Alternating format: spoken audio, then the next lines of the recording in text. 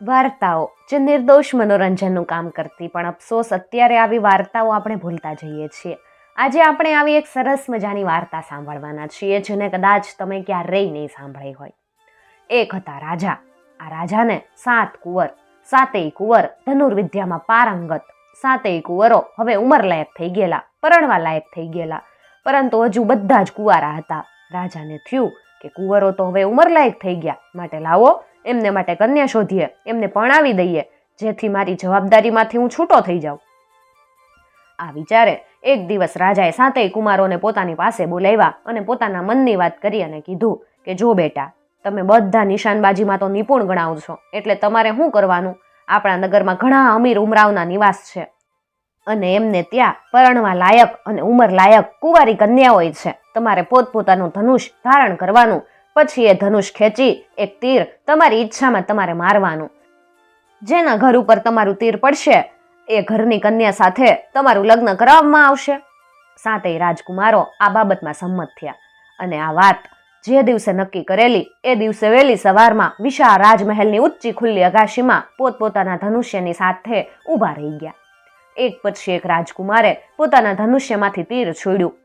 મોટા 6 રાજકુમારોના તીર અમુક અમીર ઉમરાવના ઘરે જઈને પડ્યા, પણ જે સૌથી નાનો હતો 7મો રાજકુમાર, એનું તીર ક્યાં જઈને પડ્યું તો કે એક વડના ઝાડ ઉપર, અને ઝાડવા ઉપર એક જુવાન વાંદરીએ માળો બાંધેલો હતો. એ માળામાં જઈને 7મા રાજકુમારનું તીર પડ્યું. 7મો રાજકુમાર સૌથી નાનો હતો, સૌથી નાનો ભાઈ, એટલે એનું નામ લઘુકુમાર હતું. મોટા 6 રાજકુમારોના તો પેલા 6 કન્યાઓની સાથે લગ્ન થઈ ગયા, પરંતુ સૌથી નાના લઘુકુમારનું શું? એનું લગ્ન કરવાનું, પણ કોની હારે? એક વાંદરી હારે. લઘુ આમ તો નાનો હતો, પણ નમણો અને નીડર હતો, નિખાલસ અને નમ્ર હતો. રાજાનો બહુ લાડક્યો, એટલે રાજાના હૈયામાં ફાળ પડી. એને થયું કે મારો લાડકો દીકરો અને વાનર કન્યાની હારે પવણશે. પરંતુ લઘુ પોતે જ પોતાના પિતાને કહે, બાપુજી, જેવું મારું નસીબ, લલાટે લખેલા લેખ ક્યારેય મિથ્યા થાય ખરા? હું તો ખુશીથી એ વાનર કન્યાની સાથે લગ્ન કરીશ. હું વાનર કન્યાને ના ઉમેદ નહીં કરું. અને પછી તો હસતા હસતા કે, બાપુજી, કોઈ નટખટ છોકરીને આપણે વાંદરી નથી કહેતા, તો એવી વાંદરી હારે લગ્ન કરવામાં મને શું વાંધો? પછી તો રાજાએ શું કરે, લઘુના લગ્ન એ વાનર કન્યાની સાથે રાજાએ જ કરાવી દીધા. રાજાએ કુંવરોને આમ રંગે ચંગે પરણાવ્યા. પછી દરેકને રહેવા માટે રાજાએ અલગ અલગ મહેલોય બાંધી દીધા, એટલે 7 જણા પોતપોતાની પત્નીની સાથે અલાયદા મહેલમાં અમન ચમનથી રહે. પોતાના દીકરાઓનો સંસાર કેવો હાલે છે એ જોવાનું કુદરતી રીતે મા બાપને મન થાય. એ રીતે રાજા રાણીએ પોતાના પુત્રોના મહેલે જઈ અને તેમનું ઘર સંસાર કેવું હાલે એ જોવાની ઈચ્છા વ્યક્ત કરી. એટલે પછી દરેક દીકરાએ અને એની પત્નીઓએ વારા ફરતી રાજા રાણીને પોતાના મહેલે પધારવાનું આમંત્રણ આપ્યું, અને એ નિમિત્તે પોતાના મહેલે ભોજન સમારંભ પણ યોજ્યો. મોટા 6 પુત્રોને આ રીતે રાજા રાણી માટે પોતાના મહેલે ભોજન સમારંભ ગોઠવવામાં કશી મુશ્કેલી ન પડી, કેમ કે બધાને ચતુર પત્નીઓ મળેલી. પરંતુ બિચારો લઘુ એ તો મૂંઝાવા લાગ્યો. પેલા 6 પુત્રોને ત્યાં રાજા રાણીની પધરામણી થતી હતી ત્યારે એના હૈયે હાશ હતી, પરંતુ 6ના મહેલે હવે સમારંભ પતી ગયો. પણ હવે પોતાના મહેલે રાજા રાણીને આમંત્રણ આપવાનો વારો આવેલો, એટલે નાના લઘુકુમારને હૈયે તો ફાળ પડી. એ તો ઉદાસ રહેવા લાગ્યો. એને ઉદાસ જોઈ અને વાનર કન્યાએ મમતાથી પૂછ્યું કે સ્વામી, આજકાલ ઉદાસ કેમ રહ્યો છો? એ હું જાણું છું, પરંતુ તમારી ઉદાસીનતા ખંખેરી નાખો. આપણા મહેલે પણ રાજા રાણીની પધરામણી રંગે ચંગે થઈ શકશે. માત્ર હું તમને કહું ને એટલું તમારે કરવાનું. જો એવું કરશો ને તો સૌ રૂડાવાના થશે. પોતાની વાનર દેવીની વાત સાંભળી લઘુએ કંઈક હાશ અનુભવી. વાનર કન્યા કે, જે વડના ઝાડે મારો માળો હતો ને એના થડમાં એક મોટું પોલાણ છે. હું તમને એક મોટી ચિઠ્ઠી લખી આપું. એ ચિઠ્ઠી તમે પોલાણમાં નાખજો અને પછી થોડીક વાર ત્યાં ઊભા રહેજો. પછી તો સૌ સારાવાના થઈ જશે. વાનર કન્યાએ કંઈક ચિઠ્ઠી લખી, પછી એ વાળીને લઘુના હાથમાં મૂકી દીધી. લઘુએ તો શ્રદ્ધાથી એ ચિઠ્ઠી લીધી અને જઈ થડના પોલાણમાં નાખી. કોઈક ટપાલ પેટીમાં કાગળ નાખે ને એમ એણે એ ચિઠ્ઠી નાખી દીધી. થોડીક વાર ત્યાં ઊભો રહ્યો. ત્યાં વળી એકાએક શું થયું, એક મોટો વંટોળિયો ઉડ્યો અને એ વંટોળિયો લઘુને ફરી વળ્યો. એ વંટોળિયાએ લઘુને ઉપાડી લીધો અને એક મોટા જળાશયમાં નાખ્યો. વડની પાસે જ જળાશય હતું. થોડીક વાર પછી એ જળાશયમાંથી લઘુ આપમેળે બહાર આવ્યો. ત્યારે એ કોઈ અજબ સ્ફૂર્તિમાં હતો. એના પગમાં હરખભેર પોતાના મહેલ તરફ જવાની ઉત્સુકતા હતી અને એ તો મહેલ તરફ ઉપડ્યો. ત્યાં તો શ્રી કૃષ્ણ ભગવાન પાસે સુદામાએ પોતાની ઝૂંપડીએ પાછા ફરેલા હતા અને એમને જે દ્રશ્ય દેખાણું એવું દ્રશ્ય એને દેખાણું. પોતાનો મહેલ જાણે બદલાઈ ન ગયો હોય એવું એને લાગ્યું. કોઈ નિપુણ કારીગરોએ મહેલને અનેરો ઓપ આપેલો હતો અને આખો મહેલ જળાહળા થતો હતો અને મહેલના ઝરૂખામાં કોઈક ઊભું હતું. આ અપ્સરા જેવી સ્ત્રીને લઘુ ઓળખી ન શક્યો કે આ તો પોતાની પત્ની જ છે. ત્યાં તો એની પત્ની જ હરખભેર ઝરૂખા ઉપરથી નીચે ઉતરી આવી અને લઘુની સામે હસતી હસતી ઊભી રહી. એણે મંદ સ્મિત કરતા કીધું, હું જ તમારી વાનર કન્યા. તમે મારી પહેલી ચિઠ્ઠી વડના પોલાણમાં નાખી આવ્યા હતા ને, એના પ્રતાપે હવે હું માનવ અવતારમાં આવી ગઈ છું. મારો શાપ હવે પૂરો થઈ ગયો. પોતાની વાનર કન્યાને આવી અપ્સરા જેવી સુંદર સ્વરૂપમાં જોઈ અને લઘુ તો રાજીના રેડ થઈ ગયો.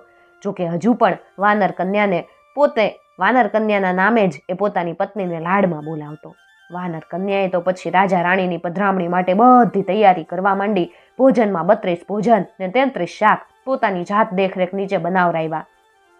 રાજા રાણીની સાથે 6 રાજકુમારો પોતપોતાની પત્નીની સાથે લઘુના ભોજન સમારંભમાં પધાર્યા હતા. રાજા રાણીને માતા પિતા તરીકે તો આનંદ થાય જ, વળી લઘુ તો સૌથી નાનો અને રાજા રાણીને ખૂબ જ લાડકવાયો. છેવટે એને આવી દેવરૂપ કન્યા મળી એ જાણી અને બંને જણા ખૂબ પ્રસન્ન થઈ ગયા. પરંતુ મોટા 6 રાજકુમારો અને એમની પત્નીઓને આ જોઈએ શું થાય, એ બધાને લઘુની દેખાઈ આવવા માંડી, ઈર્ષ્યા આવવા માંડી. એ લોકો મનમાં ને મનમાં બળવા લાગ્યા. 6 મોટા રાજકુમારોને થયું કે આ લઘુ કુમાર તો વાંદરી જોડે પરણ્યો હતો, તો એને સ્થાને આવી અપ્સરા જેવી વહુ ક્યાં થઈ? જ્યારે એમની પત્નીએ આ રીતની અદેખાઈ કરવા લાગી કે જો અમારા દિયર લઘુને આવી સ્વરૂપમાન ને શાણી વહુ હોય તો પછી અમારો ભાવ કોણ પૂછશે? એટલે મોટા રાજકુમારોએ મળીને એક યુક્તિ વિચારી. એક દિવસ લઘુને પોતાની પાસે ચાઈને બોલાવ્યો ને એની પાસેથી કઢાવી અને ફોસલાવીને બધી વાત જાણી લીધી. આ વાત સંપૂર્ણપણે જાણી લીધી એટલે 6 મોટા રાજકુમારોએ છાના માના મીટિંગ કરી અને એક વાત નક્કી કરી. અને પછી એ લોકોએ લઘુને વાત સમજાવતા કીધું કે જો અમે તો તારા ભલા માટે કહી, તારી વહુ છેવટે તો વાંદરી જ ને. વાનર માત્રનો સ્વભાવ ચંચળ હોય એટલે કઈ ઘડીએ તારી પત્ની ફરી જાય અને ફરી પાછી વાનર કન્યા બની બેહે એનું કાંઈ નક્કી નહીં. એટલે તું ગમે ત્યાંથી આ વાનર કન્યાનું ચામડું છે ને એ શોધી લાય. તારા મહેલમાં ગમે ક્યાંક સ્થળે તો એને હંતાડીને રાખ્યું જશે. એ ચામડાને તું બાળી નાખજે. તું બાળી નાખીશ એટલે તારી પત્ની ક્યારેય એ ચામડામાં નહીં પ્રવેશી શકે અને પછી વાનર કન્યા બનશે જ નહીં. અમે તો તને ત્યાં સુધી કહીએ કે છેક સ્મશાનમાં કોઈની ચિતા બળતી હોય ને તો એમાં જે તું ચામડું બાળી નાખજે ને, એટલે કોઈને ખબરેય નહીં પડે. લઘુ બિચારો આમ નીડર પણ દિલનો ભોળો. લાંબો વિચાર કર્યા વિના એણે તો પોતાના મોટા ભાઈઓની સલાહ અમલમાં મૂકવાનો પાક્કો વિચાર કરી નાખ્યો. પોતાની વાનર કન્યાનું ચામડું શોધવા માટે એણે આકાશ પાતાળ એક કર્યા. છેવટે મહેલની એક ઉચ્ચ અભેરાઈ ઉપર ચડાવી દીધેલ એક પેટીમાંથી વાનર કન્યાનો આ ચામડાવાળો અંચળો એને મળી આવ્યો અને અંચળો એને મળી આવતા જ ઘડીનાય વિલંબ વગર એ સ્મશાન તરફ દોડ્યો. સ્મશાનમાં એક ચેહ બળતી હતી. એ ભડભડ બળતી ચિતામાં એણે અંચળો નાખી દીધો અને આ અંચળો ભડ બળવા લાગ્યો. એટલે લઘુએ એક પ્રકારની હાશ અનુભવી. પરંતુ બીજી બાજુ કંઈક બીજું જ થયું. એના બિચારા માટે ઉલમાંથી ચૂલમાં પડવા જેવું થયું. પોતાના મેલે પાછો આવીને જોવે તો પોતાની પ્રિય પત્ની ભડ બળતી હતી અને જોવે તો આ રીતે એની સ્વરૂપમાન પત્ની પૂરું બળી પણ રહી ને મોટો ભડકો થયો અને એ ભડકા સાથે એની એ દેવાંશી પત્ની કંઈક અલોપ થઈ ગઈ અને આજની ઘડી ને કાલનો દી. લઘુની આ દેવાંશી પત્ની ઘણી પ્રેમાળ હતી એટલે લઘુ પોતાની એ પ્રેમાળ પત્નીનો પ્રેમ ક્યારેય ન ભૂલી શક્યો. એ તો પત્ની પાછળ બાવરો બની ગયો ને પત્નીની શોધમાં વન ભટકવા લાગ્યો. હવે વનમાં ભટકતા એક સાધુ મહારાજની ઝૂંપડી એની નજરે પડી. એ કુટીરમાં જઈ અને સાધુ મહારાજની સેવા કરવા લાગ્યો. એક દિવસ એણે સાધુ મહારાજને પોતાની પત્ની વિશે પૂછ્યું તો આ સાધુ મહારાજે કીધું કે હા ભાઈ, તું જે કહે છે ને એવી એક દેવાંશી સ્ત્રી બળતી આ રસ્તે ગઈ હતી. અહીંયાથી પુષ્કર સરોવર જવાના રસ્તે જતી હતી. તું એ રસ્તે જા, પ્રભુની કૃપા હશે તો સૌ સારાવાના થશે.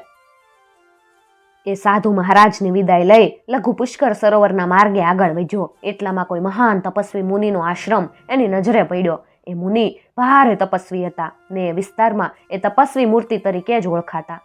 તપસ્વી મૂર્તિના આશ્રમમાં લઘુ ત્યાં ગયો અને પોતાના સેવા ભાવથી એ તપસ્વી મુનિને પ્રિય થઈ ગયો. એક સારો દિવસ જોઈ એણે પોતાના આપદાની વાત મુનિને કરી. એટલે તપસ્વી મુનિ કહે, કુમાર, તારા મોટા ભાઈએ તને ચડાવ્યો અને તું ચડી ગયો. તારી બાલસોઈ પત્નીનો અંજળો બાળતા પહેલા તારી પત્નીને તારે પૂછવું તો જોઈએ ને. પરંતુ હવે જે થયું એ થયું. તારી પત્ની એ તો પુષ્કર સરોવરના પ્રદેશના રાજાની કુંવરી છે. બધી રીતે એ કુંવરી હારી હતી. પરંતુ દુર્વાસા જેવા એક મુનિએ એને ચીડવવા જાતી હતી. એટલે ક્રોધી મુનિએ શ્રાપ આપતા કીધેલું કે તું વાંદરી જેવી છો ને, અને વાંદરીની જેમ મારી પાછળ પડી જ ને. જા, તું એક વાંદરી થઈ જા. તારે એક વાંદરીનો અવતાર ભોગવવો પડશે.